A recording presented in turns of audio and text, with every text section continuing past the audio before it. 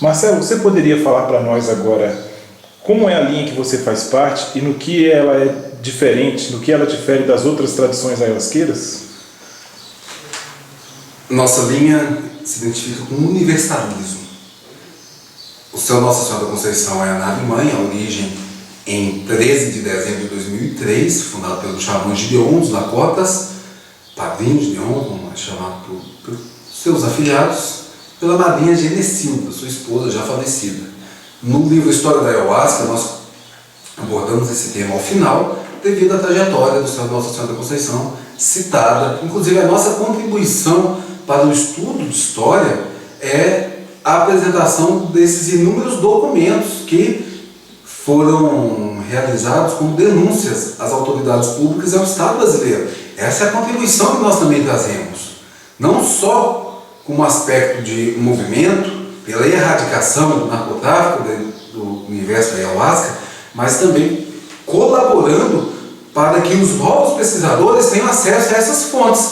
Pois, se nós somos prejudicados em nossa pesquisa pelo excesso de escassez das fontes, agora sim, nós apresentamos uma fartura desses documentos. E também uma entrevista com o fundador do Céu Nossa Senhora da Conceição, xamã Gideon dos Lakotas. Entrevista que encontra-se publicada em nosso livro e também o vídeo já presente em nosso espaço virtual, onde todos poderão conferir a autenticidade da entrevista. Então, o princípio espiritual do Céu Nossa Senhora da Conceição é o respeito à ayahuasca, o respeito à comunhão erradicada de drogas e do comércio da ayahuasca, pois o Céu Nossa Senhora da Conceição mantém uma relação com centenas de institutos irmãos formados pelo Brasil e até no exterior. Esses institutos são formados por pessoas que são preparadas ao longo de inúmeros trabalhos desde sua cidade local e no Céu Nossa Senhora da Conceição, em cursos rituais, que às vezes são até de 9 dias, como o curso de padrinho, atualmente o Viver de Luz, que são 21 dias de formação espiritual, e a pessoa, a partir desse processo intenso de purificação espiritual e equilíbrio mental, torna-se apto a organizar em sua cidade um ponto de luz irmão, onde irá levar a ayahuasca do Céu Nossa Senhora da Conceição para ministrar em rituais de acordo com a organização orientada pelo xamã Gideon, onde se tem algumas premissas básicas. Jamais arrecadar fundos financeiros visando o comércio apenas para a manutenção do local, daí nenhum instituto tem autorização para a cobrança de um valor acima de R$10 a cada ritual, porque esse é o custo de despesa que nós temos para receber cada um de vocês, envolvendo desde a manutenção do espaço físico, com todas as despesas que envolvem isto, desde o fornecimento da ayahuasca, que vem, em sua maior parte, de parceiros que nós temos lá no norte do Brasil, na Amazônia, pessoas simples, honestas da região, que nos repassam a ayahuasca dentro de uma relação de confiança, e dentro dessa mesma confiança, a despesa que existe do transporte e do tempo que as pessoas precisam dedicar ao fato, né, a elaboração da ayahuasca, essas despesas são então repassadas para os institutos e desafiamos, como eu já fiz no Congresso Nacional, certa vez que algumas pessoas, usando a má fé, nos acusaram de realizar o comércio da ayahuasca. E o desafio é que apresente a sua contabilidade, pois nós temos a certeza que todos os custos que hoje nós temos com a ayahuasca são um dos menores valores de todo o planeta e de toda a história da ayahuasca.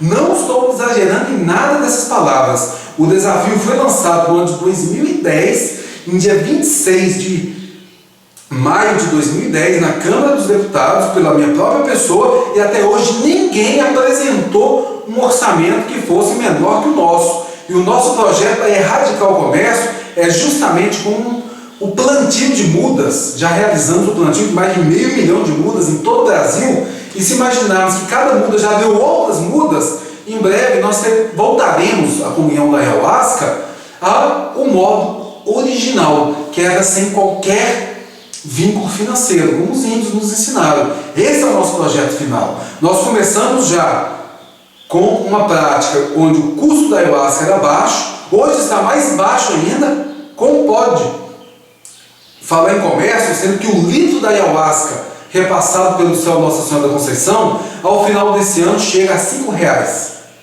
Isso não é comércio. Que prove, então, uma conduta capaz de ter um custo menor que o nosso. Mas nós temos a certeza, nós chegaremos um dia onde o ritual da ayahuasca tem a despesa de apenas R$1. Este é o propósito desde o início da fundação do céu Nossa Senhora da Conceição. Então, do ponto de vista material, nossa organização é essa. Os institutos seguem as leis nacionais, precisam ser registrados em cartório, na Receita Federal. Nós temos uma orientação de como conduzir o ritual, como conduzir todos os aspectos humanos, já que em nossa concepção é a espiritualidade maior quem conduz a experiência espiritual. Então, dessa forma, nós aqui na Terra nos colocamos em nosso lugar, como bons enfermeiros.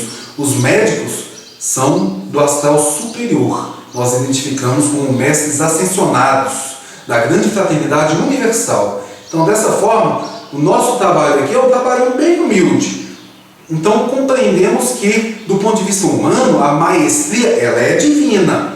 Nós trazemos em nosso coração o poder do absoluto inefável. Então, dessa forma, nós sim somos seres divinos, mas feito humanos. Então temos que compreender a nossa humanidade. Por isso rejeitamos qualquer titulação que venha engrandecer a vaidade humana. Em nenhum momento nós, e nem o nosso fundador, aceita ser identificado e denominado como um mestre. Não reconhecemos a maestria em nenhum ser humano, e apenas no Cristo, e no Cristo presente dentro de cada um. Respeitamos as linhas raízes, que têm os seus 3 mestres, mas os consideramos, no caso de Raimundo de Deus Serra e Daniel Pereira de Matos, como nossos irmãos.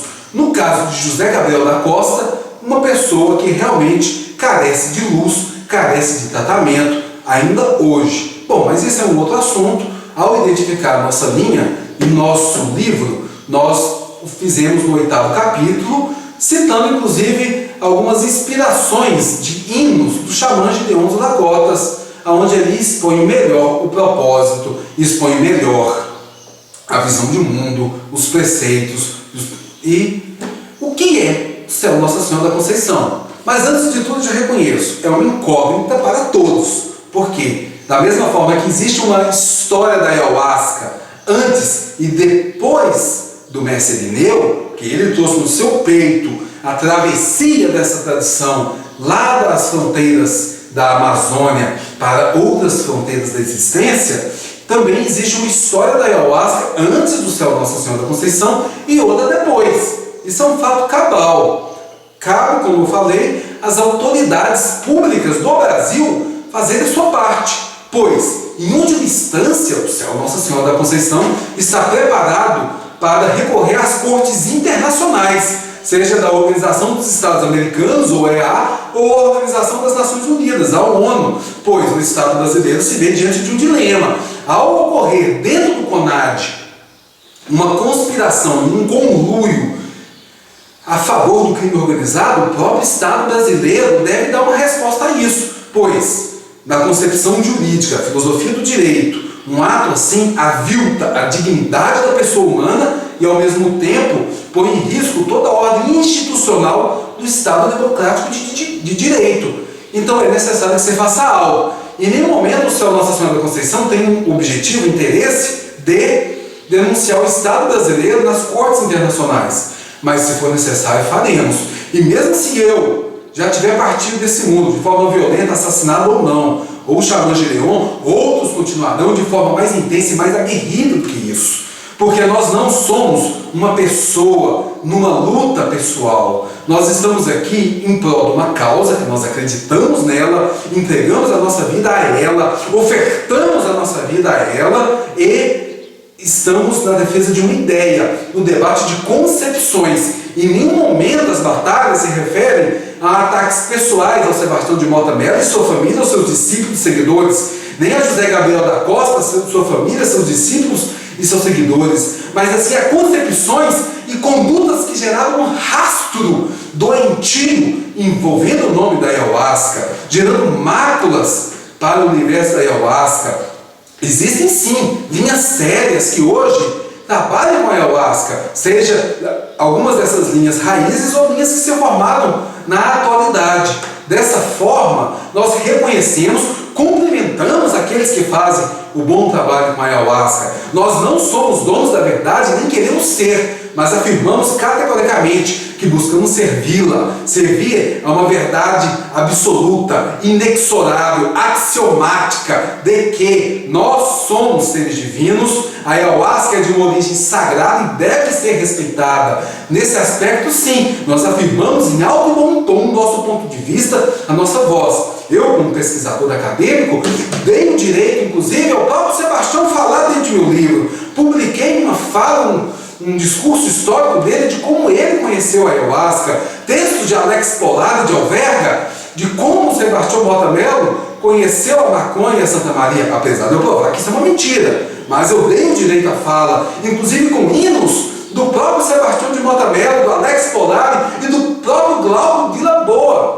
Vilas Boas, onde ele até, num de seus últimos hinos, chega a rogar a Deus que na hora de sua morte ele estivesse na companhia de Santa Maria da maconha. E como eu já afirmei na audiência pública no Congresso Nacional, foi uma tragédia terrível. Antes de ele levar um tiro em sua face, ver seu filho ajoelhado, levando um tiro na cara, implorando pela vida do pai. Isso é uma tragédia, nós não desejamos isso para ninguém. Não desejo isso, nem para aquele que se coloca como o pior dos meus inimigos.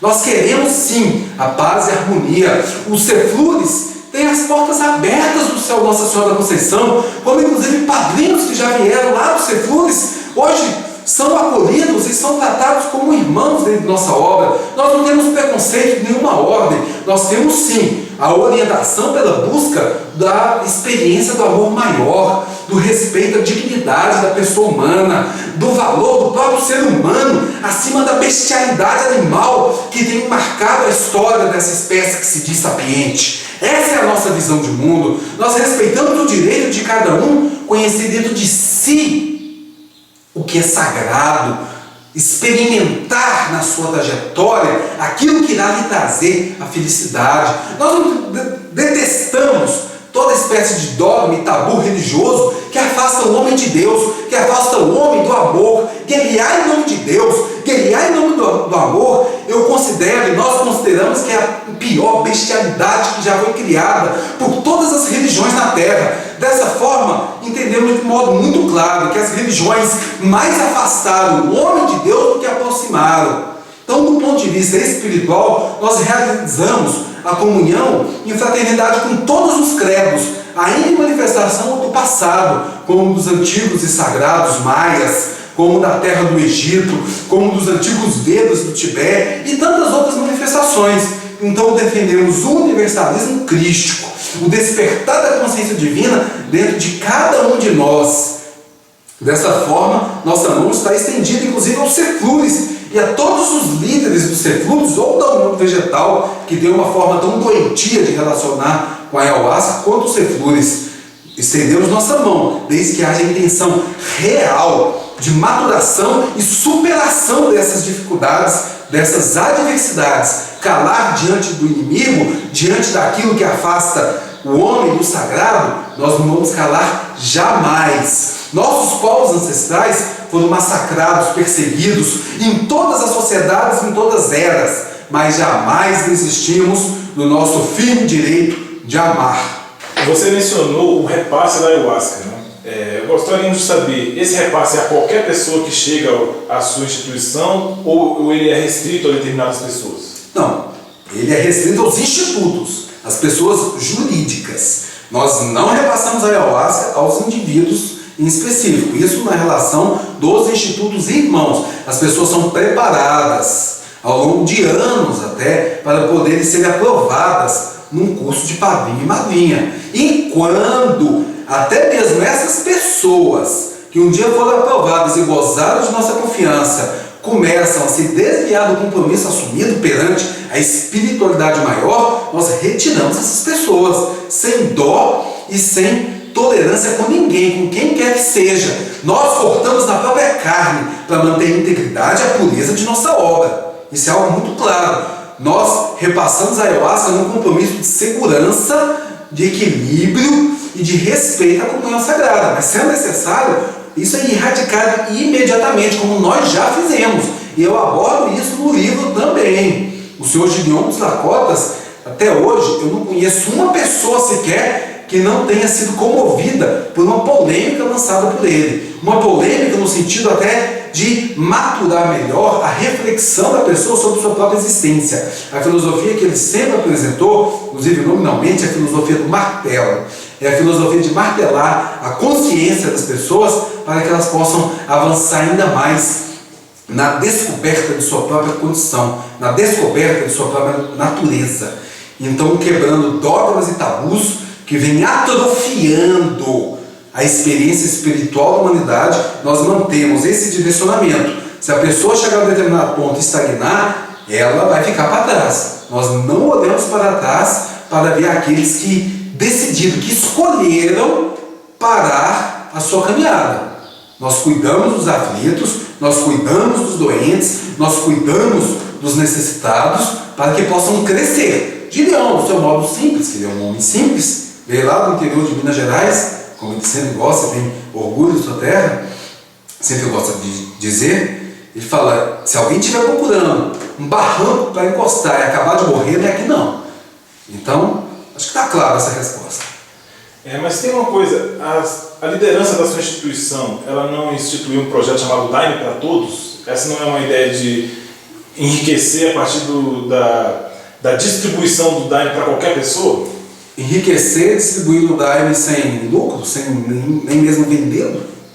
Eu ia tocar nesse assunto. Até agora nós estávamos falando no campo institucional. O repasse da ayahuasca vinda do seu Nossa Senhora da Conceição para as pessoas jurídicas. E sim, com uma forma de eliminar, em definitivo, o comércio da ayahuasca, nós preparamos os indivíduos que tenham responsabilidade e sabedoria para ter a ayahuasca em sua casa e comungá-la no altar doméstico, como a resolução existente pelo CONAD permite, o uso individual ou coletivo. Essas pessoas, então, se filiem, são convidadas a se filiar ao céu Nossa Senhora da Conceição e recebem como cortesia da nave-mãe uma quantidade de ayahuasca que será capaz de lhe prover os rituais dentro do seu lar. Para isso, a pessoa, além de já conhecer a ayahuasca, passa por um curso de formação,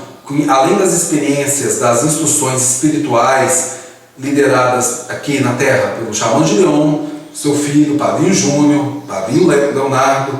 Existem palestras de médicos, de juristas, de antropólogos, historiadores, professores. Existe todo um corpo científico, enfermeiros, capaz de orientar a pessoa sobre o compromisso dela em como conduzir o seu ritual com a ayahuasca. Bom, mas isso eu estou respondendo porque a mim foi perguntado. Não estou aqui convidando alguém para vir conhecer a nossa obra, fazer parte do projeto. Esse tem que ser um interesse, tem que ser uma vontade de cada um. E também a pessoa deve apresentar um atestado médico atual, garantindo o bom estado de saúde física e mental.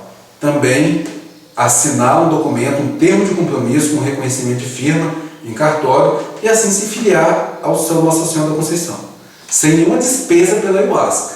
Existe sim, para a manutenção desse projeto, uma módica mensalidade de R$10, que é algo totalmente irrisório, consideramos todas as despesas que nós temos hoje na sociedade e a própria inflação. Se você for imaginar o que se faz com R$10 para manter a organização de uma obra, é algo que realmente não há nenhuma exploração em cima das mensalidades, diferente de outras instituições que cobram mensalidades abusivas. E sobre, então, a sua pergunta, enriquecer repassando uma ayahuasca como cortesia, eu considero impossível nesse mundo. Marcelo, agora entrando num assunto delicado, segundo as notícias que foram veiculadas na mídia, durante um ritual em que você estava dirigindo, aconteceu um falecimento, né, uma morte. E a mídia, inclusive, atribuiu a utilização dessa bebida, da ayahuasca. O que você tem a dizer sobre isso? Olha, eu tenho a dizer que eu trago minha cabeça erguida perante o poder superior, que me traz a oportunidade de servir ao plano de ascensão desta humanidade. Sim, com um ayahuasca, sou responsável pelo trabalho.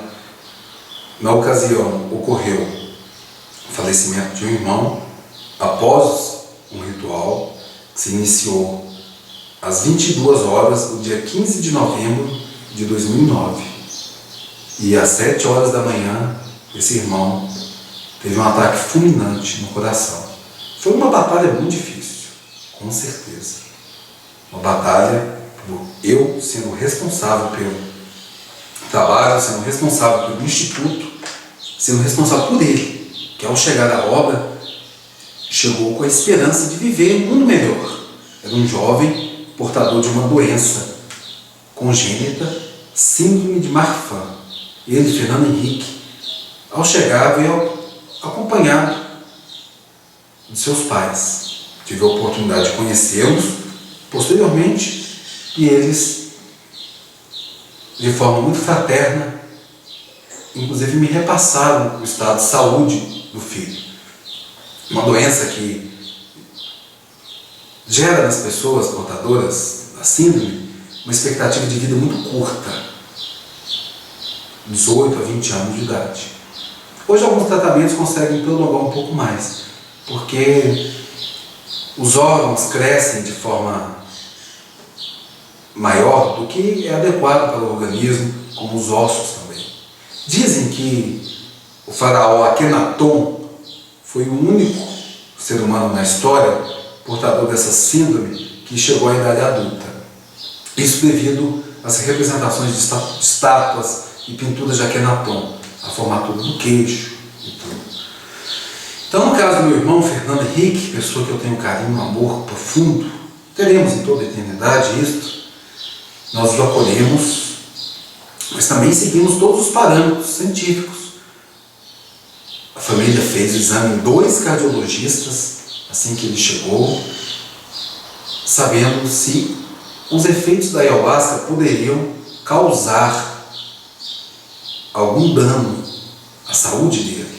Inclusive, eu solicitei que, caso a orientação cardiológica fosse para ele não comungar ayahuasca, que o médico ou a equipe médica proferisse um laudo. Porque mesmo eu tendo a missão espiritual, o trabalho de acolher todos que batessem em minha porta, eu também não poderia rejeitar uma pessoa portadora de uma síndrome. Poderia ser até acusado por alguém de discriminação. Caso os próprios médicos atestassem a segurança dele beber ayahuasca, quem seria eu para negar isso? Mas os médicos não proibiram. Mas também não deram um laudo autorizando. Apenas não viram relação da ayahuasca com o problema cardíaco que ele sofreu. Sim, ele faleceu. Eu fui acusado de matá-lo. Eu fui acusado de ter ministrado uma bebida que causou a morte dele. Fui acusado até de omissão de socorro. Mas acusado por quem? E por quê? Não me deram direito de resposta. Não me deram direito de defesa. De forma fria e cabal, eu fui acusado, julgado e sentenciado sem direito de defesa. Houve uma perseguição muito grande, por parte inclusive da imprensa, influenciada por visões intolerantes de vida, visões intolerantes de religião, visões intolerantes de tudo. Uma perseguição articulada, planejada e executada. As próprias forças estatais responsáveis pela investigação estiveram, no início, contaminadas com isso. Mas que eu sempre afirmei perante essas autoridades, perante a sociedade: estou aqui para enfrentar o que der e vier. Exijo que todas as investigações sejam feitas, como foi feita a perícia, laudo da ayahuasca. Me ofereci, inclusive, para ser examinado dentro do meu organismo, do meu sangue, examinar os efeitos da ayahuasca em mim, como muitos membros da nossa comunidade goiana se ofereceram. Com muita serenidade e equilíbrio, inclusive o apoio irrestrito do xamã Gideon aqui em Goiânia, nós conseguimos trazer o inquérito policial para a sua normalidade, ao ponto dele ser remetido à comarca de origem, Senador Canedo, e oficialmente instaurado, porque até o início de dezembro de 2009, o inquérito, segundo o delegado da época, o primeiro delegado, estava informal. Nós exigimos que ele fosse aberto. Eu declarei para determinada rede de televisão local, TV Anhanguera, afiliada à Rede Globo, que eu trazia na minha mente a certeza absoluta que nem a minha pessoa, nem a ayahuasca seríamos condenados. Porque a ciência iria ver que a ayahuasca só trouxe benefícios para o nosso irmão. Do modo como a família dele a gente sempre reconheceu. Nunca houve uma só palavra de acusação da família sobre a nossa conduta. Por isso eu perguntei: quem acusou?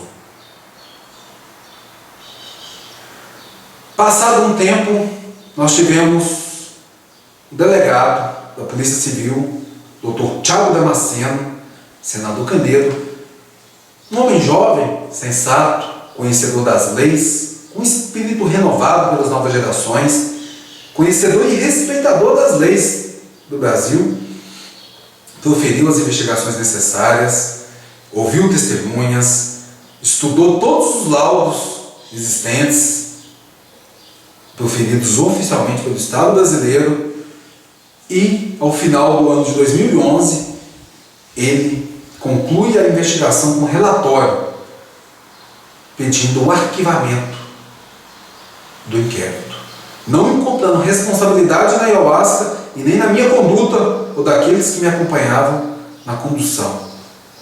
Quando o irmão teve um ataque fulminante, nós prestamos todos os socorros necessários. A massagem cardíaca, feita por 2 pessoas ao mesmo tempo, em intervalos, e eu fiz a respiração boca a boca com ele. Levamos até a unidade de saúde mais próxima, já havíamos solicitado o serviço de uma ambulância de emergência, e encontramos no meio do caminho, de onde foi verificado o óbito. Momentos difíceis foram enfrentados por nós, por nossa comunidade. Mais as acusações que nós sofremos. Mas com a fé inabalável no Cristo, com a fé inabalável na vitória da verdade, nós prosseguimos com humildade e serenidade. E após o relatório do Dr. Thiago Damasceno, o Poder Judiciário se manifestou.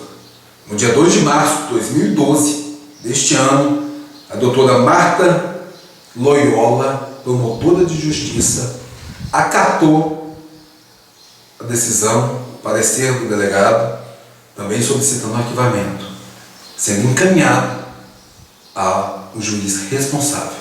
No dia 21 de março de 2012, Dr. Juiz Fleury Curado Dias, juiz de direito, sentenciou para o arquivamento definitivo do caso. Eu abordo este tema no último capítulo do livro História da Ayahuasca, inclusive com estes documentos, fechando a nossa investigação. Todos os pesquisadores poderão ter acesso a ele.